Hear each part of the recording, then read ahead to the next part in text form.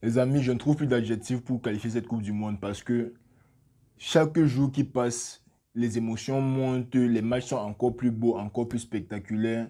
Même quand ton pays est éliminé, que tu penses que tu vas juste regarder la Coupe du Monde et apprécier, il y a toujours des choses qui te font mettre le cœur. Il y a toujours des choses qui te font sauter de joie ou bien pleurer de tristesse. Cette Coupe du Monde qui est tout simplement incroyable. Je pense que c'est la meilleure Coupe du Monde que moi j'ai regardée personnellement depuis la Coupe du Monde de 2010. Salut les amis, salut, bienvenue encore sur la chaîne. Bon, hier on a eu les deux premiers quarts de finale. On a eu Croatie-Brésil et on a eu, je pense, c'était quoi encore là? Pays-Bas-Argentine. Donc, on va débriefer tout ça, mais avant de commencer, n'oubliez pas de vous abonner. Vraiment, je suis à 50 abonnés. Je suis très content d'être déjà arrivé à 50 abonnés en moins d'un mois. YouTube est vraiment compliqué, donc pardon si vous regardez la vidéo et vous n'êtes pas encore abonné. Abonnez-vous et laissez un petit like, ça fait toujours plaisir. Ne pensez pas que ça ne nous sert à rien. Nous, ça nous encourage à filmer les vidéos. Nous qui nous asseyons dans nos chambres et qui baladons seuls pour rien pendant 10 minutes. Bon, on va commencer par le premier quart de finale qui était Croatie-Brésil. Et si vous avez vu la vidéo hier, j'ai dit que le Brésil qui doit rester sérieux, mais une équipe de Croatie qui sera très difficile à prendre, qui est très joueuse, qui sait souvent faire mal aux grandes équipes. Et on a vu ça hier. On a vu ça hier parce que dans la première mi-temps, on ne savait pas qui était le Brésil entre les deux équipes. On ne savait pas qui était l'équipe qui était censée dominer. La Croatie qui est arrivée avec leur milieu de terrain, Modric, Kovacic et Brozovic. Je vous dis, le milieu de terrain, là, hier, il ressemblait à Casemiro, Kroos, Modric de 2016 à 2018. Je vous dis que c'était incroyable. C'était tellement beau. Les gars qui réussissaient à garder le ballon, qui réussissaient à faire courir les Brésiliens, ils réussissaient à dominer le match parce que pendant la première mi-temps, la Croatie qui a dominé le match, la Croatie qui a fait un très bon match. Le Brésil n'a pas eu beaucoup d'occasions franches parce que défensivement, la Croatie qui était aussi très solide et avec un gardien magnifique, c'est-à-dire la première mi-temps de la Croatie était tout simplement impeccable, rien à redire. C'est comme si quand ils sont rentrés dans les vestiaires, le coach leur a dit que ce que vous faites bien fonctionne déjà, alors n'arrêtez pas de faire ça parce que c'est un peu ça dans le foot. Si tu fais quelque chose de bien contre le Brésil et que ça fonctionne, n'arrête pas de faire ça tant que tu peux garder la même intensité pendant les 90 minutes. Il n'y a aucune raison pourquoi tu vas te mettre à changer tes tactiques et tout, alors que le match est encore fermé, alors que le score est encore à 0-0. Vous ne pourchassez pas un résultat. C'est le Brésil qui pourchasse vraiment le résultat parce que là, vous savez que vous êtes l'équipe inférieure. On peut dire globalement parce que vu les joueurs du Brésil, vu les joueurs de la Croatie c'est une équipe inférieure. Mais la Croatie qui a tout de même une très bonne équipe qui est arrivée en première mi-temps à jouer leur jeu, à conserver le 0-0. Ils sont rentrés dans les vestiaires et à la deuxième mi-temps, ce que je vous disais tout de suite, là, c'est là qu'on voit ça, que c'est le Brésil qui est venu vraiment prendre le résultat, le Brésil qui a redoublé des fois en deuxième mi-temps, le Brésil qui a eu peut-être 7 ou 8 frappes en deuxième mi-temps, mais je vous avais dit quand on a tapé le Brésil, que pour taper le Brésil, il faut un peu de chance et il faut un gardien excellent sur la soirée parce que ce que le gardien Croate nous sort hier, là, c'était vraiment une masterclass. C'était digne de la performance des passes. On peut mettre ça au même niveau. Le Brésil qui a buté encore et encore sur le gardien qui n'a jamais réussi à marquer. Et la défense croate qui est très solide depuis déjà quelques matchs. Je ne pense pas qu'ils aient encaissé plus de 2 buts dans un match de Coupe du Monde. Les gars sont vraiment solides. Ils ont un Guardiola solide. Ils ont le gardien qui est solide et qui a aussi été solide hier. Il a fait plein d'arrêts. Il a dégoûté les attaquants brésiliens. Je vous dis, quand tu vois un gars comme Vinicius qui sort à 70e minute pour Rodrigo et le gars est dégoûté par le match, il faut comprendre que le gardien adverse a vraiment sorti le match. Parce que ce n'étaient pas tous des arrêts faciles. Ce n'étaient pas tous des ballons contrés par la défense. Il venait seulement ramasser le gardien là qui a vraiment joué sa Coupe du Monde hier et qui a joué de la même façon contre le Japon. Et nous espérons vraiment pour lui que dans les matchs qui suivent, il va pouvoir garder le même niveau pour pouvoir pousser son équipe jusqu'à la finale. Maintenant, côté brésilien, on a essayé pendant 90 minutes, ça n'a pas marché. Bon, ce n'est pas le pire des résultats, c'était un 0-0 en quart de finale de la Coupe du Monde, ce qui va logiquement aux prolongations. Et arrivé aux prolongations, les gars commencent à jouer, ils dominent toujours, ils n'arrivent pas à marquer. Et sur un coup de génie de Neymar, je ne sais pas comment Neymar orchestrait l'action là dans sa tête, mais c'était magnifique. Petit 1-2 ici, il récupère, il donne la balle, il se déplace, on lui remet le ballon, il dribble le gardien et il met le ballon dans les filets. Ça, c'était une action digne d'un Neymar magnifique. Chose que le Brésil n'avait pas réussi à faire depuis le début du match, battre toute la défense, y compris le gardien, parce que c'est vraiment ce qu'il avait à faire pour marquer dans le match là. Il fallait absolument traverser le gardien avant même de frapper, parce que si tu frappes avant le gardien, rien n'était garanti sur ce qu'on a vu le match là. Donc Neymar qui a fait le bon geste, il crochette le gardien, il part derrière, il marque le but magnifique. Les gars, je ne sais même pas s'ils ont dansé pour le but là, mais Tellement les nerfs étaient tendus que tu peux comprendre pourquoi les gars n'ont pas dansé. Et après ça, le Brésil qui comprend que, ok, là maintenant, on a la victoire 1-0 dans la poche. On n'a pas besoin de trop se stresser. On n'a pas besoin de trop envoyer les joueurs devant. On peut se contenter de jouer notre petit football, d'attaquer avec 3-4 joueurs et de défendre quand il est nécessaire. Mais l'erreur dans tout ça, c'est que c'est même pas comme si pendant les 90 premières minutes, ils ont juste pris le ballon et se sont baladés. La Croatie, quand ils avaient le ballon, ils savaient se montrer dangereux. Ils savaient avancer avec le ballon, ils savaient faire les bonnes transversales pour mettre les défenseurs brésiliens en danger. Oui, les défenseurs brésiliens ont bien défendu, mais quand tu te contentes d'accepter le résultat 1-0 et tu te mets à défendre, tu vois sur les corners, les joueurs ne montent plus, tu vois sur certains ballons, certains joueurs sont isolés. C'est là que les adversaires, ils vont récupérer ces ballons faciles-là et eux, ils vont vous mettre ça en attaque. C'est-à-dire, je ne sais pas s'il y a beaucoup d'équipes sur cette terre qui peuvent encaisser une pression constante d'une équipe qui veut absolument égaliser pendant 15 à 20 minutes sans toutefois égaliser. Parce que si on vous fait que vous attaquez, à un moment, le but va finir par entrer. Ce n'est pas vous qui avez le gardien croate, ce n'est pas vous qui avez la rage défensive des Croates. Vous contentez d'attaquer pendant la plupart du match. Et là, dès que vous marquez 1-0, vous vous permettez de défendre, vous acceptez le 1-0, vous pensez que le match est fini comme ça, vous allez seulement gérer jusqu'à la fin. Et c'est là que la Croatie attaque encore et encore et encore et encore. Les gars n'ont pas arrêté d'attaquer, je vous dis. Les gars ont attaqué encore et encore et ils ont finalement eu le but. C'est un Parisien qui a vendu le but, Marquinhos. Bon, ce n'est pas très surprenant, on connaît tous les Parisiens avec le commerce, mais bon. La Croatie qui a finalement eu le but égalisateur et le match qui est allé au penalty. Alors, arrivé au penalty, moi je suis content que Modric ait gagné les penalties. Maintenant, le gardien qui a aussi fait une très belle performance, je pense qu'il a sauvé 2 penalties.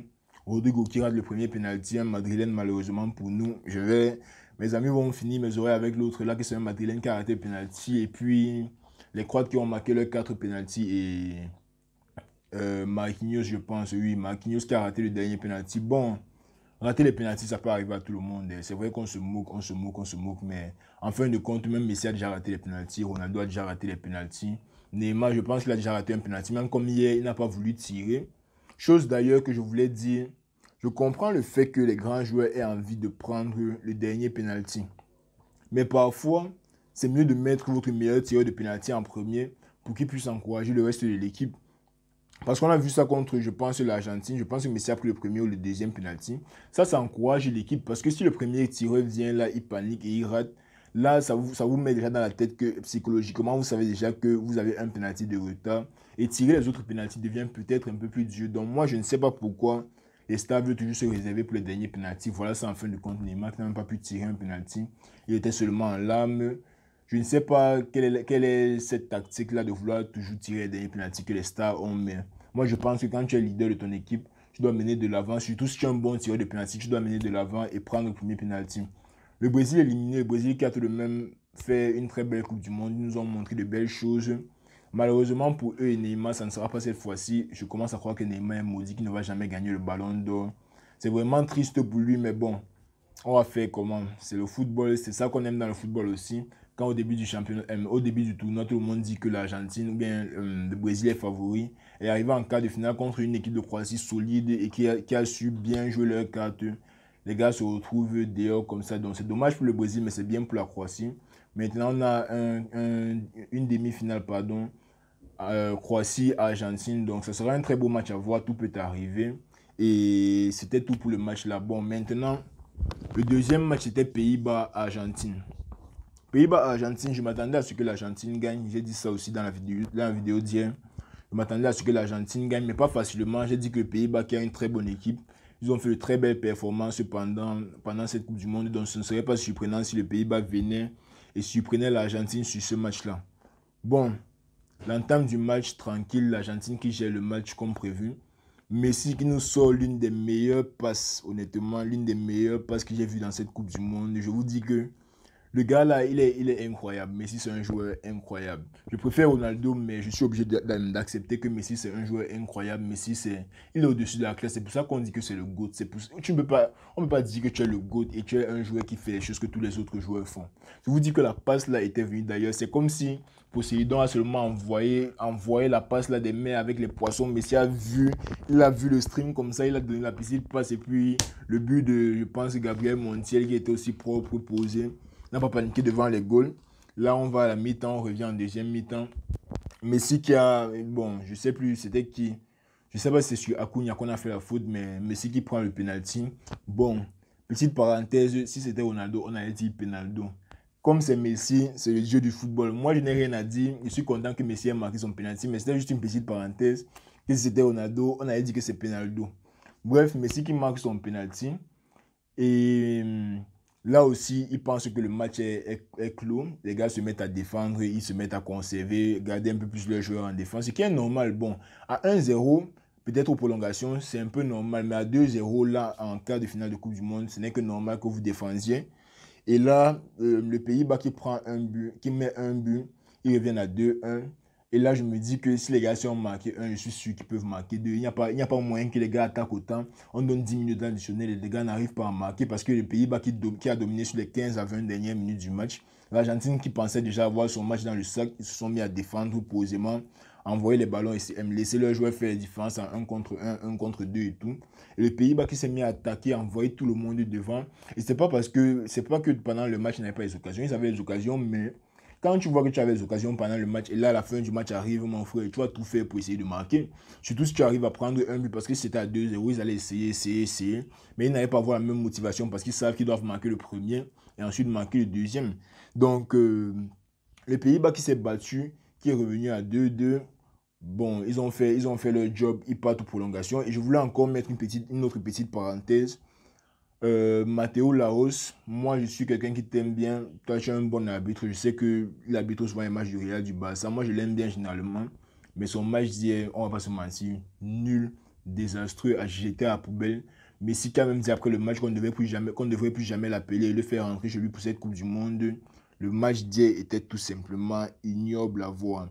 Et je ne parle pas juste des fautes qu'il a sifflé sur Messi et donné les bêtes cartons jaunes, mais il donnait les cartons jaunes à tort et à travers. Je ne sais pas à quel niveau un match peut être engagé pour que tu sortes 16 cartons jaunes de ta poche.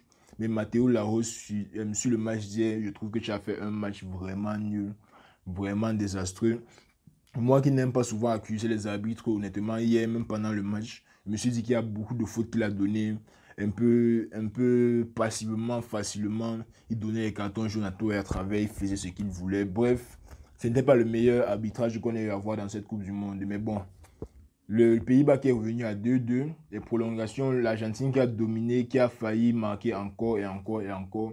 Mais ce n'est juste pas passé. Et là, il part au penalty. Moi, j'ai dit une chose avant les penalty là, que si Messi rate son penalty, l'Argentine perd. Parce que l'Argentine ne peut pas perdre et Messi marque son penalty. Ça, c'est impossible. Messi a marqué le premier ou le deuxième penalty. De là, moi, je savais déjà que la victoire était dans la poche. Les Pays-Bas qui ont raté leur penalty, malheureusement. Ils n'ont pas raté. Non, je dis même quoi, ils n'ont pas raté. C'est le gardien. C'est le gardien argentin qui a été excellent. Même chose avec la Croatie. Le gardien croate qui a été excellent pendant la séance de tir au but.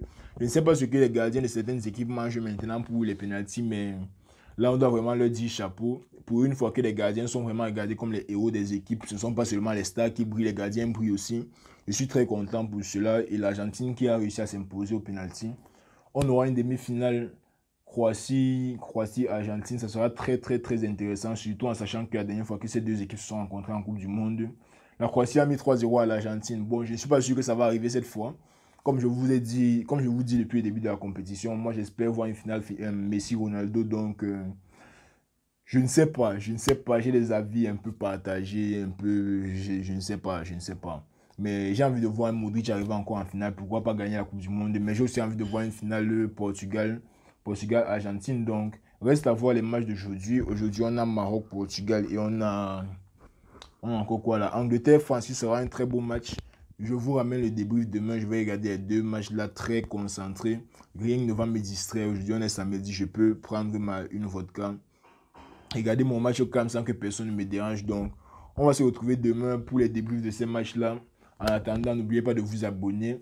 Si vous avez des idées de vidéos à me proposer, n'hésitez pas bien sûr à les mettre en commentaire. Si vous voulez me dire quelque chose par rapport à mon débrief, par rapport au match d'hier, au match d'aujourd'hui, n'hésitez pas à mettre en commentaire. Je suis toujours là pour vous répondre. Je ne fais que dire ça, mais les gens ne laissent pas les commentaires. Toi qui regardes la vidéo jusqu'à la fin, même si c'est seulement que tu ris dans les commentaires, pardon, laisse les commentaires, ça m'encourage, ça me montre que je ne bavarde pas aussi seul dans ma chambre. Causez avec moi les amis, je suis ici. Bon, moi j'adore parler de foot, j'adore parler de sport. J'adore même causer avec les gens en général. Donc, n'hésitez pas à me laisser des commentaires, à vous abonner, à liker la vidéo. Et on se retrouve demain pour la suite des quarts de finale. On est ensemble.